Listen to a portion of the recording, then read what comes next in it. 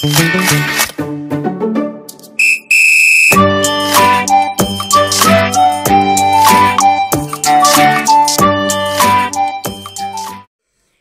Everyone, আমি Shubhadeep. Welcome back to my channel digital coaching class.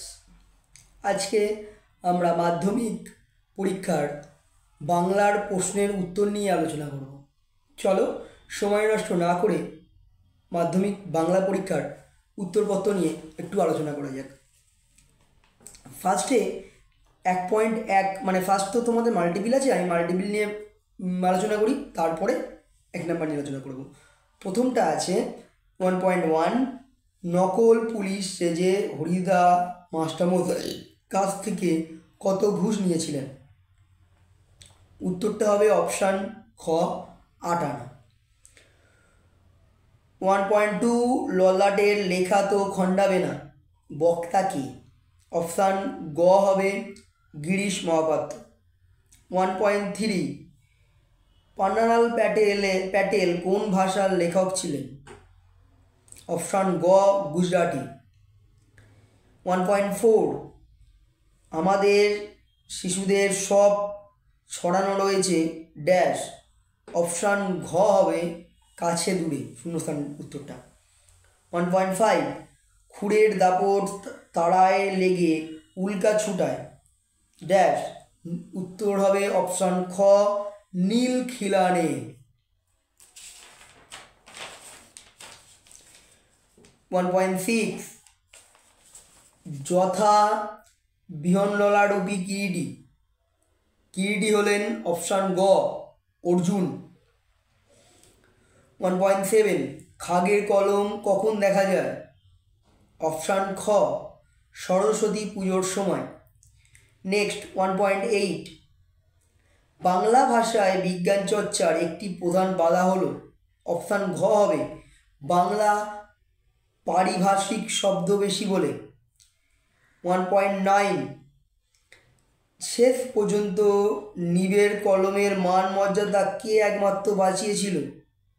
Option ঘ হবে সত্যজিৎ রায়। 1.10, নমিপুত্র পিতার চরণে পিতার নিম্নরেখ পদটি হলো, এটা হবে অপশান খ সম্বন্ধ পদ। 1.11টা কি আছে? 1.11টা আছে সূর্য উঠলে পদ্ম ফোটে, সূর্য হলো, এটা হবে অপশান গ নিরপেক্ষ কর্তা। 1.12, সাপ মুক্তি সমস্ত পদটি সমাজের নাম হলো, এটা হচ্ছে অধিকরণ তৎপুরুষ সমাস। 1.13, 13 নম্বর, শিশুর শরীর কুসুমের মতো কমল, এই বাক্যে কমল হলো, উত্তর হবে অপশান ঘ সাধারণ ধর্ম। 1.14 মানে 14 নম্বর, IPL শুরু হলো, যারা কলকাতার সমর্থক তারা উৎসাহী হয়ে উঠেছে, গঠন অনুসারে বাক্যটি হলো, অপশান ঘ হবে মিশ্র বাক্য। 1.15, নির্দেশক বাক্যের একটি শ্রেণী হলো, অপশান ঘ, উত্তর হবে অপশান ঘ নর্থক বাক্য। 1.16, ক্রিয়ার সঙ্গে তার কর্তার পুরুষবাচক বিভক্তি যুক্ত হয়, কি হবে? কর্তৃবাচ্য, অপশান ক উত্তরটা। কাল থেকে সে আনন্দ করছি, কাল থেকে তার আনন্দ করা হয়েছে। এখানে যে বাচ্যান্তর ঘটেছে তা হলো কর্মবাচ্য থেকে এটি ভাববাচ্যে রূপান্তরিত হয়েছে। মোটামুটি 17টা কোশ্চেনের অ্যান্সার আমি তোমাদের কাছে বলে দিলাম। এবারে আমি 2 নম্বরের প্রশ্নগুলো অর্থাৎ FAQ প্রশ্নগুলোর উত্তর তোমাদের সামনে ডিসকাস করব। 2.1.1, ভালো হবে না বলছি, কোন কথার পরিপ্রেক্ষিতে বক্তার এমন উক্তি? এখানে তপনকে যখন তার মাসি ছোটো মাসি বলেছিল কোনখান থেকে টুকলিফাই করলি নাকি, কোনো জায়গা থেকে বা কোনখান থেকে টুকলিফাই করলি নাকি, এই কথাটা বলার পরিপ্রেক্ষিতে তপন এই কথাটি বলেছিল। 2.1.2, এবার মারিত গন্ডার লুটিত ভাণ্ডার কথাগুলি কে কাদেরকে বলেছিল? উত্তর হবে হরিদা কত্থকদের বলেছিল। 2.1.3, মিথ্যেবাদী কোথাকার? উদ্দিষ্ট ব্যক্তিকে কেন মিথ্যেবাদী বলা হয়েছে? গিরিশ মহাপাত্রর কাছ থেকে যখন নিমাইবাবু একটি গাঁজার কলকে পেয়েছিল, তখন গিরিশ মহাপাত্র নিমাইবাবুকে বলেছিল, আমি গাঁজা খাই না, আমি লোককে সেজে দিই। এই কথাটা শোনার পরে নিমাইবাবু গিরিশ মহাপাত্রকে বলেছিল, তুই মিথ্যাবাদী কোথাকার। আরও বেশি অপরিচিত মনে হইল। উদ্দিষ্টকে বেশি অপরিচিত মনে হওয়ার কারণ কি? নদের চাঁদ প্রতিদিনই তার কাছ দিয়ে বয়ে চলা নদীকে সে দেখত। দীর্ঘ 5 দিন বৃষ্টির পর নদীর রূপ সম্পূর্ণভাবে বদলে গিয়েছিল। তখন নদের চাঁদ নদীকে দেখে অপরিচিত মনে হইল। তাই এসো আমরা কুস্তি লড়ি। কে কার সঙ্গে কুস্তি লড়তে চেয়েছিল?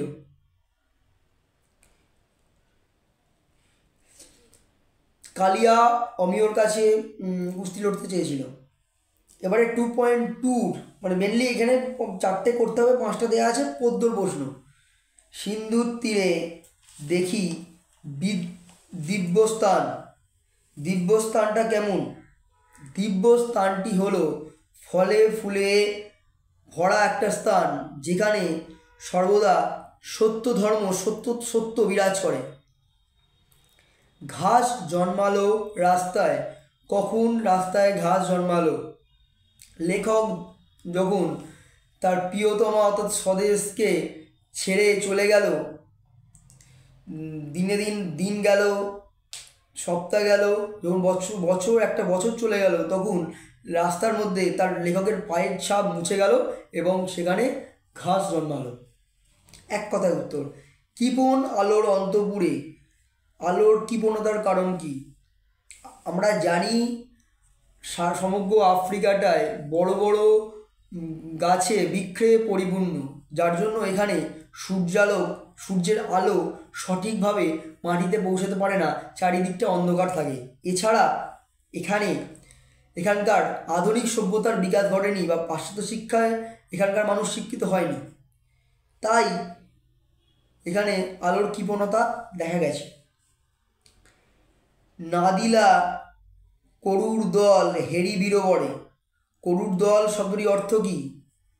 2.4 অ্যান্সারটা হবে করুর দল শব্দের অর্থ হলো এখানে রাক্ষসের দল। পৃথিবী হয়তো মরে গেছে। পৃথিবী সম্পর্কে এমন ভাবার কারণ কি? সাধারণ মানুষ পৃথিবীটাকে শান্তি চায় পৃথিবীর, কিন্তু বর্তমানে সেই শান্তি আর নেই। চারিদিকে যুদ্ধ, মারামারি, হানাহানি শুরু হয়েছে।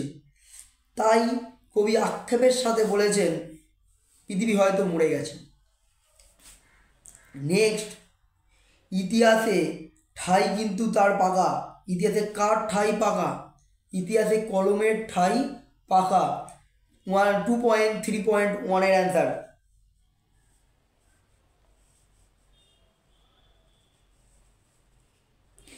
অবিখ্যাত লেখকের বৈজ্ঞানিক রচনা প্রকাশের আগে কি সতর্কতা নেওয়া দরকার?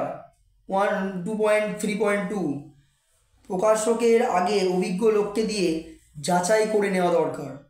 তারপরে 1.3.4 একসময় বিদেশে উন্নত ধরনের নিব বের হয়েছিল কিভাবে? উন্নত ধরনের নিবগুলি নয় গরুর শিং দিয়ে অথবা কচ্ছপের খোল কেটে তৈরি করা হয়েছিল এই উন্নত ধরনের নিব। এবারে নেক্সট আমরা যেটা দেখব যে বাংলায় কি দেখে কারক নির্ণয় করা হয়? এটা 2.4.1 এর প্রশ্ন। মেনলি এইখানকার 2.4টা মেনলি 8টা প্রশ্ন করতে হয় ব্যাকরণের। কি বলবো? বাক্যে কোনো পদের সাথে ক্রিয়াপদের সম্পর্ক দেখি, বাক্যের কোনো পদের সাথে ক্রিয়াপদের সম্পর্ক দেখে আমরা কারক নির্ণয় করতে পারি। মুখ্য কর্মের একটি উদাহরণ আমরা বলতেই পারি, এটা বলাই যেতে পারে, মা শিশুকে চাঁদ দেখায়। এখানে শিশুকে হচ্ছে মুখ্য কর্ম। ঋষি বালক পদটি ব্যাসবাক্য সহ সমাজের নাম লেখো। ঋষির বালক হবে উত্তরটা, এটি হবে সম্বন্ধ তৎপুরুষ সমাস। 2.4.4 নিচের ব্যাস বাক্যটি সমাসবদ্ধ করে তার শ্রেণী নির্ণয় করো। অন্ধ করে যে, অন্ধ করে যে হবে হচ্ছে অন্ধকার, উপপদ তৎপুরুষ সমাস। নেক্সট, সংগ্রহ করেছিল দুর্গমের রহস্য। 4.5 এর অ্যান্সার, সংগ্রহ করেছিল দুর্গমের রহস্য। জটিল বাক্যে রূপান্তর করো। জটিল বাক্য করলে কী হবে? যা সংগ্রহ করেছিল তা দুর্গমের রহস্য। 2.4.6 আমি ছিলাম কালি কলমের ভক্ত। বাক্যটিকে প্রশ্নবাক্যে রূপান্তর করো। কি হবে? আমি কি কালি কলমের ভক্ত ছিলাম না? এটাই হবে অ্যান্সার। নেক্সট, 2.4.7 এসো যুগান্তের কবি, ভাববাচ্যে পরিণত করো। আশা হোক যুগান্তের কবি। উত্তরটা 2.4.8 কর্মবাচ্যের একটি উদাহরণ দাও।